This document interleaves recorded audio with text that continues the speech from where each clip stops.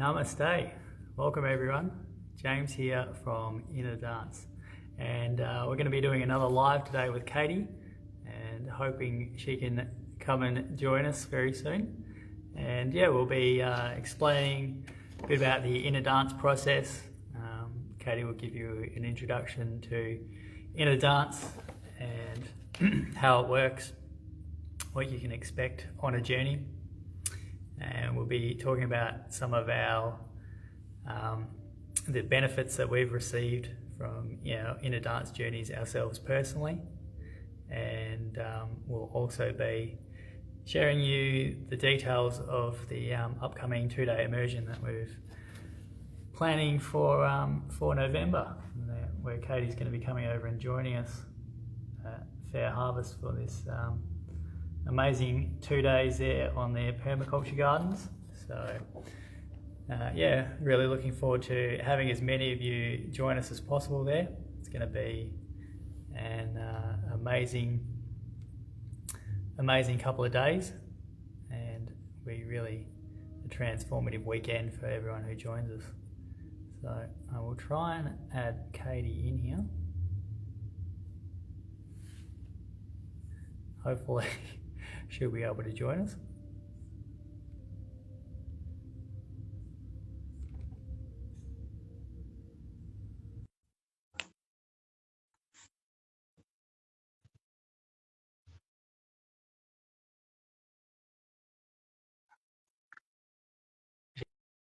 He's coming. Hey, how are you? This time. Good, thank you. How are you? Very good. I'm good. I'm going to check. Do you think it's zoomed into my head? I need to go back further. I don't know. I can look on my laptop. Yes, it has zoomed into my head. Yeah.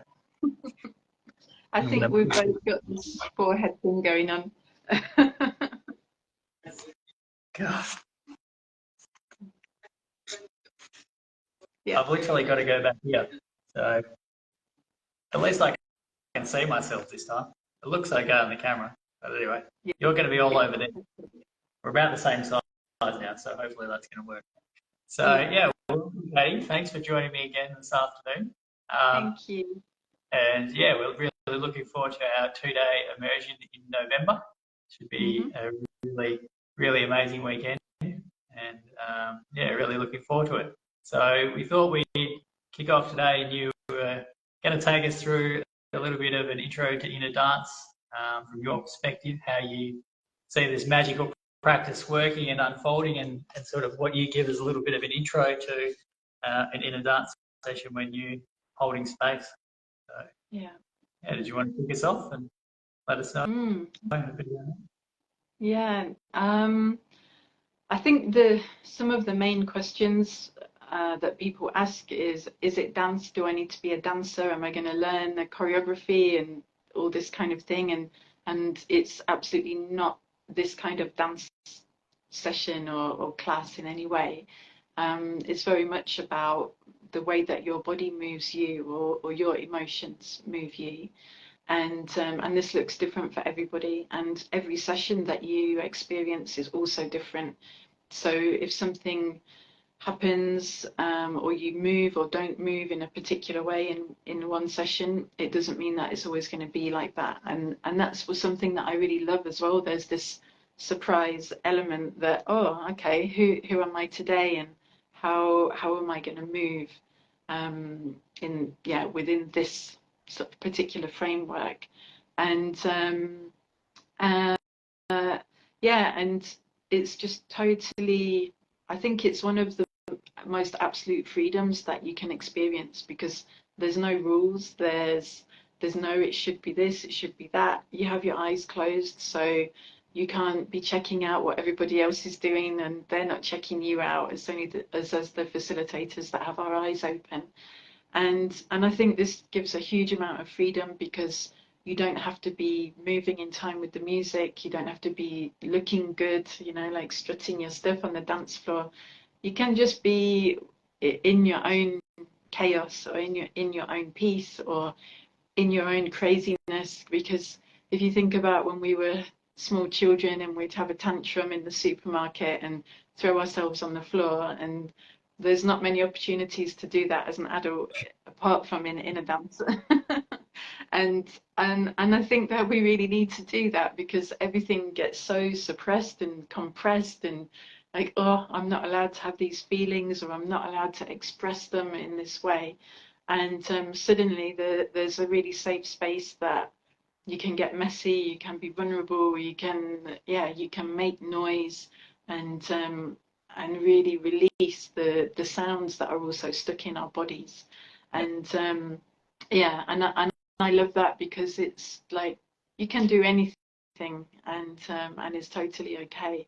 And of course, the facilitators and like us, we're watching to make sure that nobody's harming each other or no one's going to harm themselves. But yeah, within that, there's a huge amount that can be expressed. So yeah, it's a very beautiful practice when you sort of get back to that primal state, I guess, isn't it? Where you're removing all the filters and all those perceptions and things like that sort of dissolve away. Yeah, you're sort of getting back to your truth, aren't you? What's underlying that, and what's more important than all that superficial stuff of trying to look good or trying to fit in and blend in and that kind of thing. yeah, it's like an opportunity for the masks to fall away, and often we don't even know the masks that we're wearing anyway. And so there's a huge awareness that can come through this about, okay, where am I pretending in what areas of my life, and have I ever really shown my true self? And through inner dance we can find like, okay, well, who am I, and who am I when this kind of emotion comes up, or when I'm in this kind of situation, and what are my triggers, where are my patterns, where are my strengths, and then sort of like a tower, like let go of all the building blocks, and then we can choose how to put things back together again in a way that's healthy for us. Yeah, yeah, yeah. I think well, the next thing we want to talk about was how inner dance sort of has helped us personally, and I think it's a good enough segue for me because I think one of the big things for me has been accepting myself more and like getting out of my head, I guess. So I was definitely very very analytical and would overthink a lot before sort of my inner dance days, I think. And I think with my time there, the trainings and that really that intensive work of doing it over a couple of days continuously, like with the immersion there, where we'll have the 4 journeys sort of over a couple of days, and really the I guess the time spent there with yourself working through these kinds of things, and you just come to those realizations, and self-acceptance is a big one, I guess, that I think a lot of people you can have it as sort of maybe like as a superficial thing, like you can think you accept yourself, but like do you actually truly deep down, like in your heart, accept yourself? So I think that's definitely been for me something with inner dance. You're getting back to that heart space, aren't you? And really connecting in with that again. So you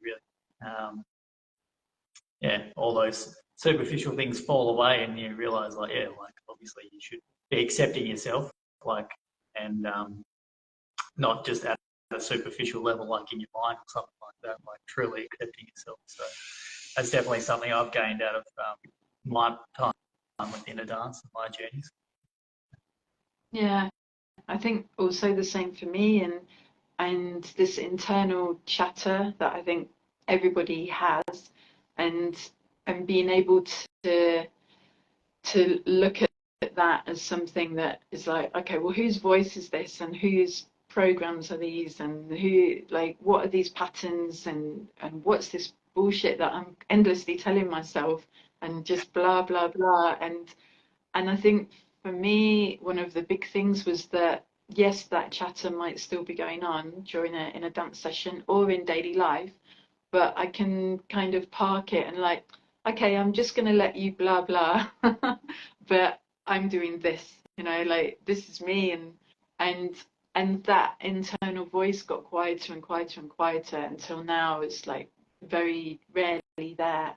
And and also I think for a lot of people that comes into the self-sabotage as well, and not having this sort of self-belief and trust in ourselves. And for me, my intuition, or like the strength that comes from fully connecting to my own intuition and my body's knowing, has come on in leaps and bounds from in this 10 years. It's like, okay, that what I was maybe a bit unsure of, and I would think, oh, am I really feeling this, or is this, is this really the perception? And it yeah there's like no question now. I just know, I know that I know. And this is really beautiful to be in that space.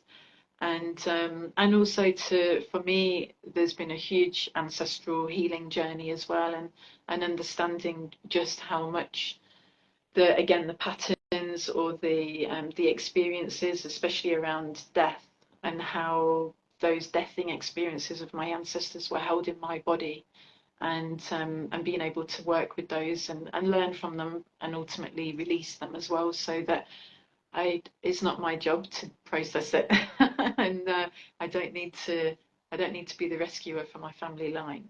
And this was really life changing for me. Yeah, I think of maybe similar. I don't know. Like, I don't really link things like that in my head cognitively, but definitely with my inner arts, I've processed like a lot of anger and things like that. I feel like, so like a lot of stored emotions, and yeah, maybe it is ancestral as well. I think things like that are passed down, and a lot of it, and yeah, worked through a lot of that, and yeah, some of those sort of primal states you get into, that sort of the energy is taking you over, and you're like almost becoming a lioness or a dragon or something. Just like it's like a very pure way of getting energy and expressing it. You're sort of just getting really in touch with it, and not bottling it up or those kinds of things. You're letting it out in a healthy way. Seems on the outside, I guess it looks quite strange, but in terms of processing through things like that, it probably must be one of the most healthiest ways you can actually do it, to work through things like that. Instead of the way men are processing anger typically, I guess. So I think it's getting in touch with your emotions and things like that. I mean, I think it's probably for me as well in journeys, I guess probably the first time I would have cried since being a kid, I guess. It's just obviously something you don't do as a man in society very often, depending on what your upbringing's been like. But otherwise, it's just obviously not accepted by society. And so that space, then you're in the inner dance, and you're allowing, and you're feeling comfortable, then these things come up, and it's a good space to be able to let them go, and whatever's behind that, you don't necessarily, don't feel like I often understand what's driving it or that kind of thing, but you always feel a lot better on the other side when you've let it go and process through it, and not sort of held it back. So, and I think as well that in society as a whole, we really focus on the stories, and it's this, and this person made that happen, or I feel like this because this happened to me. And although some things I mentioned just now is like they were so obvious, and it, like I say, it's been a journey that's been ongoing, that I knew that it was about this ancestral story. But what I really love about inner dance is that we don't need to know the stories. We can, like you say, go to these primal states, or into these really raw emotions, and we might cry, or we might laugh, or we might do these silly movements rolling around, and we don't need to know what it's about or why we're doing it. All we need to know is that we're following the movement of what our body wants to express right now. And I really love that, because it means that we don't need to get hooked onto whatever we want. Sometimes we have these addictions to being hooked onto the stories, and we can let go of those hooks. It's definitely definitely good. And I think obviously, yeah, any of these types of processes and that kind of thing, you don't like the analyzing and that kind of thing doesn't work. And particularly if you're trying to do it during the process, then it just sort of kills it, which was definitely my experience when I first did it. The first 5 days, I think the first 3 days was probably the most profound days of my life, and then the last two, I started thinking about trying to understand what was happening and how it was working. And then I just sat there thinking for 2 days. Wow, that kind of killed it. So yeah, but yeah, definitely, I guess with inner dance and that as well, like I think, yeah, the possibility that opened up for me and that kind of things in life, I guess, like it's just the other experiences and the experience of yourself, but also hearing other stories and that, like you just, if you've been in a very, like me to that point, like a very analytical upbringing, and that was my background and that kind of thing, like they just experiences or things that you don't hear about very often. And obviously, like our upbringing is not in any way related to that, is it? Like you don't get taught any of these things at school. So a lot of it often seems still so foreign, or can you believe it, or that kind of thing. But obviously, when you're there experiencing it for yourself, then you've got to believe your own self-experience. And then when you're sharing experience with others as well, what they're going through. So it really just opens your whole world up from sort of a very like scientific, analytical type day-to-day life, rat race sort of life to, just like, okay, like, well, if this is possible and this is what my experience has been in inner dance, then obviously anything's possible. Like, you obviously then, if you're an atheist or something like that, like you would have to, if you had experiences like in inner dance, you would really have to start considering, reconsidering your beliefs there, I think. Like, whether you would call it God or something like that, but whatever you want to call it, like there's obviously a lot more to life than the straight and narrow and what you read in books and that kind of thing. Yeah, and it gives a chance to explore the saying about death, these other realms, and I always think about the ancient Egyptians and how they were trying to kind of create this immortal connection for themselves, and they were obviously able to explore on the astral and through the Blue Lotus as well. That I know we're going to talk about next time, but that's a big part of it.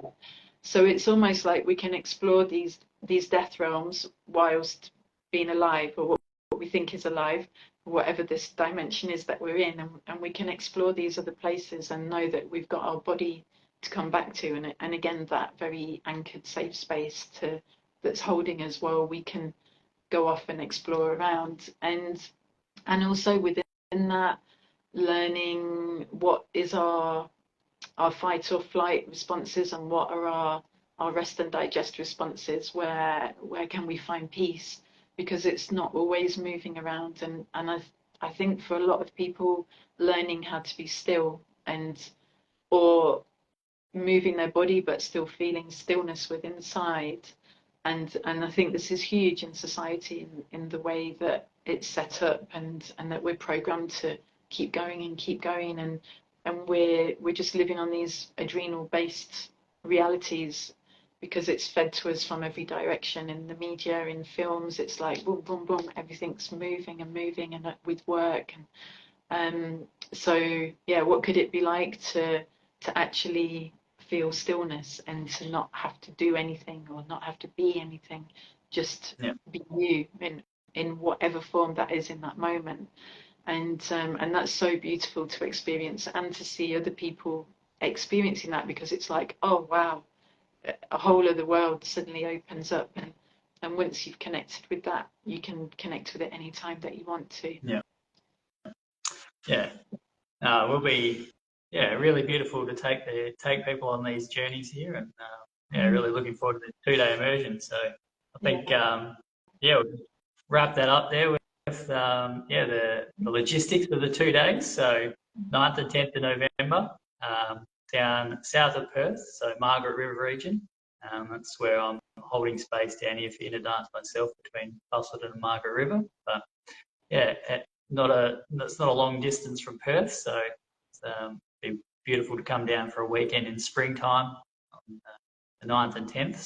So right in the middle of spring. It should be warming up down here nicely.